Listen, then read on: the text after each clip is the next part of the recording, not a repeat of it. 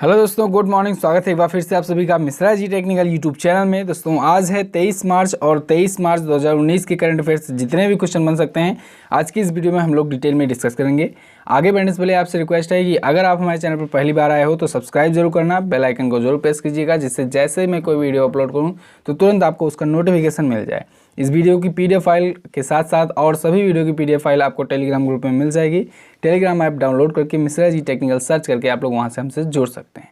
चलिए ज़्यादा समय ना लेते हुए शुरू करते हैं वीडियो को। सबसे पहले देख लेते हैं लास्ट डे के क्वेश्चंस को।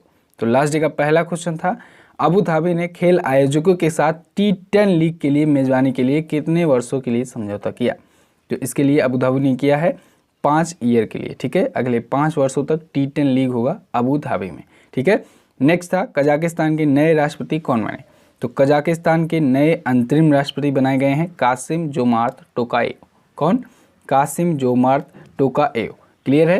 तो इन दोनों क्वेश्चंस के बारे में जिन जिन लोगों ने डिटेल में आंसर किया है उनके नाम मैं आपको वीडियो के एंड में बताऊंगा। चलिए देखते हैं आज का पहला क्वेश्चन। तो आज का पहला क्वेश्चन है, विश्व जल दिवस यानी वर्ल्ड वाटर डे कब मनाया जाता है। तो वर्ल्ड वाटर डे दोस्तों मनाया जाता है प्रत्येक वर्ष 22 मार्च को। तो 22 मार्च को मीठे पानी के महत्व पर ध्यान केंद्रित करने के लिए लोगों का, उसके लिए अवेयरनेस फैलाने के लिए ये मनाया जाता है 22 मार्च को। क्लियर है इतना। और इस बार के वर्ल्ड वाटर डे की थीम क्या रखी गई है। तो इस बार के वर्ल्ड वाटर डे की थीम है दोस्तों लीविंग नो वन बिहाइंड। क्या है? Leaving no one behind. अब बात आती है कि ये शुरू कब से हुआ, कब से मनाया जाना शुरू हुआ। तो दोस्तों 22 मार्च 1993 को पहली बार ये मनाया गया। संयुक्त राष्ट्र महासभा द्वारा इसे नामित कर दिया गया कि अब से 22 मार्च को प्रत्येक वर्ष मनाया जाएगा विश्व जल दिवस यानी वर्ल्ड वाटर डे, मीठे पानी के महत्व को पहचानने के लिए। ठीक है, इसके साथ ही आपको एक चीज़ और याद रखना है कि बिहार बोर्ड से जो लोग हैं तो 22 मार्च को बिहार दिवस भी मनाया जाता है। तो बिहार के स्टेट लेवल की जो लोग एग्ज़ाम की तैयारी कर रहे हैं उनके लिए इम्पॉर्टेंट है, 22 मार्च को बिहार दिवस भी मनाया जाता है। क्लियर है। चलिए अब नेक्स्ट देखते हैं। नेक्स्ट है, हाल ही में अंतर्राष्ट्रीय वन दिवस कब मनाया गया। तो अंतर्राष्ट्रीय वन दिवस दोस्तों मनाया गया है अभी हाल ही में 21 मार्च को। ठीक है, 21 मार्च को इंटरनेशनल डे ऑफ फॉरेस्ट मनाया गया। अब ये क्यों मनाया जाता है?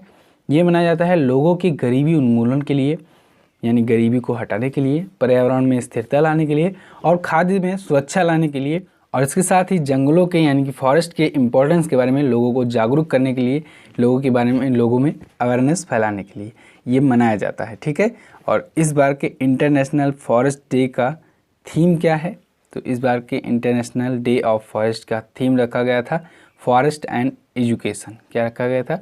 Forest and education. ठीक है, अब यहाँ पर भी जान लीजिए कि ये कब से मनाया जाना शुरू हुआ। तो दोस्तों ध्यान दीजिएगा, 21 दिसंबर 2012 को संयुक्त राष्ट्र यानी कि यूनाइटेड नेशन महासभा ने एक प्रस्ताव अपनाया, जिसके बाद से उन्होंने कहा कि अब से 21 मार्च को मनाया जाएगा। इसको ध्यान में रखना है, 21 दिसंबर को अपनाया गया कि 21 मार्च को मनाया जाएगा हर वर्ष international day of forest. Clear है। चलिए अब आपके लिए होमवर्क मैं फिर से आज दे रहा हूं कि इस मंथ के जितने भी इम्पोर्टेंट डेट्स हैं उनके बारे में आप लोग कमेंट करके बताइएगा। ठीक है, जितने भी आज तक मैंने बताए हैं 22 तारीख तक, उन सभी डेट के बारे में आप लोग डिटेल में लिखिए, जो भी आपको याद हो, 4, 5, 6 जो भी आपको पता हो आप लोग कमेंट करके बताइए। चलिए अगला देखते हैं। अगला है, विशेष ओलंपिक खेल 2019 में भारत को कितने पदक मिले। तो विशेष ओलंपिक खेल 2019 दोस्तों शुरू हुआ था अबू धाबी में, वहाँ पर उसका समापन हो चुका है। इसमें भारत को यानी इंडिया को कुल 368 मेडल मिले। कितने?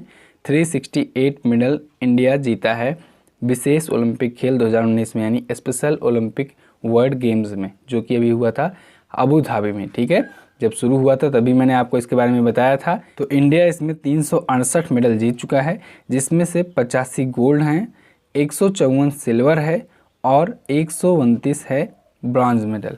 ठीक है, अब ये विशेष ओलंपिक खेल क्या है। तो दोस्तों जब ये ओलंपिक गेम शुरू होने वाला होता है तो उसके 1 साल पहले रिहर्सल टाइप का समझ लीजिए, एक प्रकार से शुरू होता है विशेष ओलंपिक खेल। ठीक है, तो अब अगला जो ओलंपिक होने वाला है वो होगा विंटर ओलंपिक। अभी ग्रीष्मकालीन 2020 में होगा टोक्यो वाला, मैंने बताया इसके बारे में, समर वाला। ठीक है, इसके बाद जो होगा वो होगा विंटर वाला, तो विंटर होगा 2022 में बीजिंग में, ठीक है। इसके बारे में मैंने कई बार बताया है। तो जब ये 2022 में होगा तो अब अगला विशेष ओलंपिक खेल कब होना चाहिए, 2021 में होना चाहिए, ठीक है, क्योंकि 2020 में जो होना था उसका वाला तो हो गया विशेष ओलंपिक खेल 2019 में, 1 साल पहले, ठीक है। तो अब जब विंटर वाला होगा 2022 में, विंटर ओलंपिक खेल होगा बीजिंग में, तो वो होगा 2021 में, और कहाँ पर होगा, स्वीडन में होगा, ठीक है। तो आपको कुछ इंपॉर्टेंट चीज़ें याद रखना है, जैसे कि ये वाला विशेष ओलंपिक खेल 2019 का हुआ अबू धाबी में, अगला विशेष ओलंपिक खेल होगा 2021 में स्वीडन में, ठीक है। 2020 में टोक्यो में होना है ओलंपिक खेल जो कि होगा समर का, और 2022 में होना है ओलंपिक खेल जो कि होगा विंटर का, और वो होगा बीजिंग में, चाइना में, ठीक है। क्लियर है इतना? चलिए अगला देखते हैं। नेक्स्ट है, हाल ही में किसे व्यास सम्मान 2018 से सम्मानित किया गया। तो अभी हाल ही में लीलाधर जगूड़ी को सम्मानित किया गया है व्यास सम्मान 2018 से। अभी व्यास सम्मान देता कौन है, तो ये व्यास सम्मान दोस्तों देता है के वेड़ा फाउंडेशन, और कब से, 1991 से, 1991 से देता है के वेड़ा फाउंडेशन व्यास सम्मान अवार्ड, जिसमें 4 लाख की पुरस्कार राशि भी दी जाती है, ठीक है। तो अब बात कर लेते हैं लीलाधर जागुड़ी को कि इन्हें क्यों मिला है और कौन है ये। तो लीलाधर जगूड़ी दोस्तों, जैसा कि इमेज में आपको दिख रहे हैं, 2013 में इनकी पब्लिश की हुई कविताओं की संग्रह आई थी, जितने लोग उतने प्रेम। क्या आई थी, जितने लोग उतने प्रेम। तो इस नाम से इनका कविताओं का एक कलेक्शन आया था, संग्रह आया था, तो उसी के लिए ये मिला है, ठीक है। इसके साथ ही ये और भी अवार्ड पा चुके हैं, जैसे कि 2004 में इन्हें पद्मश्री भी मिल चुका है, साहित्य अकादमी पुरस्कार भी इन्हें मिल चुका है, आकाशवाणी राष्ट्रीय पुरस्कार भी ये पा चुके हैं। इसके साथ ही उत्तराखंड गौरव सम्मान से भी इन्हें सम्मानित किया जा चुका है। क्लियर है इतना? तो व्यास सम्मान 2018 से किसे सम्मानित किया गया, लीलाधर जगूड़ी को। ओके, चलिए नेक्स्ट देखते हैं। नेक्स्ट है, हाल ही में किस बोर्ड ने शिक्षा वाणी ऐप लॉन्च किया। तो अभी हाल ही में CBSE ने दोस्तों लॉन्च किया है शिक्षा वाणी ऐप। शिक्षा वाणी ऐप क्या होगा, ये स्टूडेंट और पेरेंट को टाइम पर सभी इंपॉर्टेंट नोटिस प्रोवाइड किया करेगा। जैसे भी कोई CBSE बोर्ड से नोटिस जारी होगी उसके बारे में डायरेक्ट नोटिफिकेशन मिल जाया करेगा पेरेंट्स को भी और स्टूडेंट्स को भी, ठीक है। CBSE आया है तो आप लोग CBSE के बारे में जान लेते हैं। CBSE का full form central board of secondary education. क्या, central board of secondary education. इसके अध्यक्ष हैं अनीता करवाल। कौन है, अनीता करवाल हैं इसकी अध्यक्ष, प्रेसिडेंट, और CBSE का हेडक्वार्टर है नई दिल्ली में। तो इतना आपको CBSE के बारे में भी पता होना चाहिए। चलिए अब अगला देखते हैं। नेक्स्ट है, हाल ही में मार्सेलो ग्लीसर ने टेम्पल्टन पुरस्कार जीता। यह थे एक। तो अभी हाल ही में मार्सेलो ग्लीसर ने दोस्तों टेम्पल्टन पुरस्कार जीता है। ये ब्राज़ील के एक भौतिक विज्ञानी और खगोलविद हैं, ठीक है। इसमें ऑप्शन में आपको खगोलविद और भौतिक विज्ञानी दिख रहा है, लेकिन उपरोक्त दोनों का ऑप्शन नहीं दिख रहा है। तो आप लोग याद रखिएगा, ये एस्ट्रोनॉमर्स भी थे और फिजिसिस्ट भी हैं, ठीक है। तो इन्हें, ये ब्राज़ील के हैं, इनको अभी हाल ही में टेम्पल्टन अवार्ड दिया गया है, ठीक है। अब ये टेम्पल्टन अवार्ड में क्या होता है, इसमें 1.4 मिलियन डॉलर की राशि दी जाती है। कितना, 1.4 मिलियन डॉलर का ये अवार्ड होता है टेम्पल्टन अवार्ड, और इसकी शुरुआत हुई थी 1972 से, 1972 से ये शुरू किया गया है। अगर बात करें और कौन कौन पाया है, तो दलाई लामा और मदर टेरेसा जैसे लोग और भी पा चुके हैं ये अवार्ड, टेम्पल्टन अवार्ड, ठीक है। तो याद रखिएगा, मार्सेलो ग्लीसर जो है ये ब्राज़ील के फिजिसिस्ट और एस्ट्रोनॉमर्स दोनों हैं, ठीक है। क्लियर इतना? चलिए आगे देखते हैं। नेक्स्ट है, फिच ने वित्त वर्ष 2020 के लिए भारत के आर्थिक विकास के अनुमान को घटाकर कितना कर दिया है।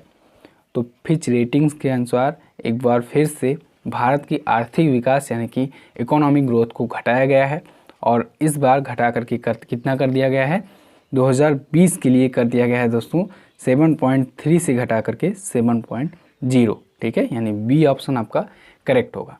पहले 2020 के लिए 7.3 का अनुमान लगाया था फिच रेटिंग ने, ठीक है, इंडिया की इकोनॉमिक ग्रोथ का। अब वो घटकर हो गया है 7.0। ये तो थी 2020 की बात। अब हम लोग 2019 के बारे में बात कर लेते हैं।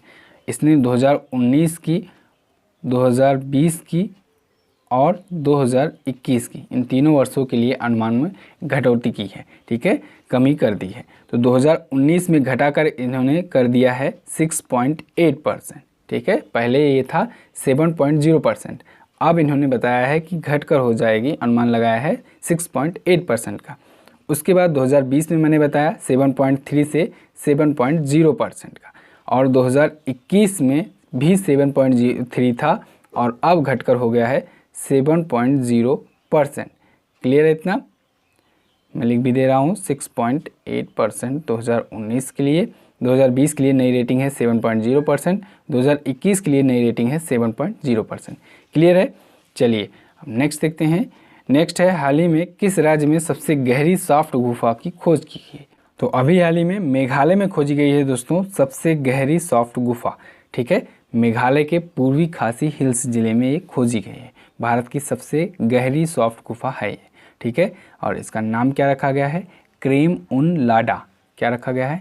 क्रीम लाडा रखा गया इसका नाम। अच्छा, अभी मेघालय में ही 1 साल पहले एक और चीज़ खोजी गई थी।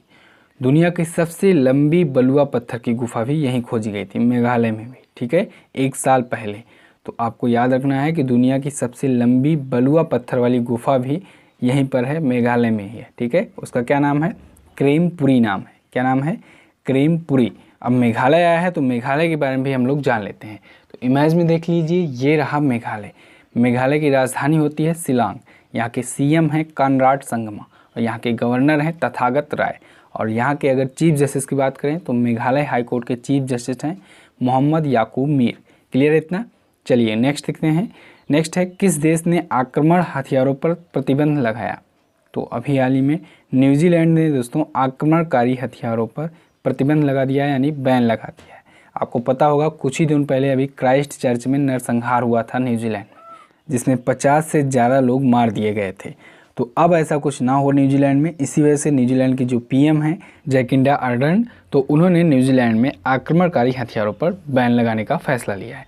ठीक है, न्यूजीलैंड के बारे में अब जान लेते हैं। न्यूजीलैंड की राजधानी होती है वेलिंगटन। यहाँ की पीएम का नाम मैंने बताया जैकिंडा आर्डर्न। इसके साथ ही न्यूजीलैंड के बारे में एक और पॉइंट आपको याद रखना है कि न्यूजीलैंड को ही कहा जाता है पूरब का इंग्लैंड।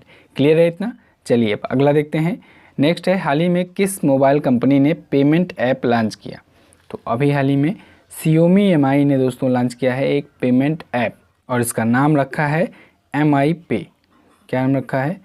MI पे। ठीक है, ये क्या करेगा? जैसे गूगल पे है, आप लोग जानते होंगे, तो ये डिजिटल पेमेंट करेगा, UI बेस्ड पर ये वर्क करेगा। ठीक है, तो ये एंड्रॉयड पर वर्क करेगा। सबसे बड़ी बात, ये केवल Xiaomi डिवाइसेस में ही उपलब्ध रहेगा।